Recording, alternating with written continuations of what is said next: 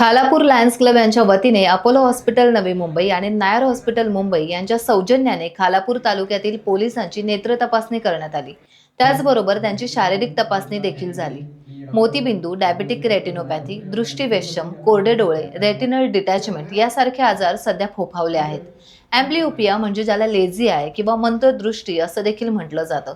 Corneal ओरखडा, ज्यात डोळ्यांच्या बाहेरच्या बाजूला लक्षणीय इजा होते। पोलीस बांधव दिवस रात्र त्यांचं कर्तव्य बजावत असताना त्यांना अनेक समस्यांना सामोरे जावे लागते आणि अशा वेळेस डोळ्यांसारख्या नाजूक भागाला सहज इजा होण्याची शक्यता असते। त्यामुळेच नागरिक म्हणून आपल्या पोलीस बांधवांच्या आरोग्याची काळजी घेणं आवश्यक आहे। त्याचसाठी हा उपक्रम राबविला आहे, असे खालापूर शिवानी संतोष जंगम यांनी सांगितले।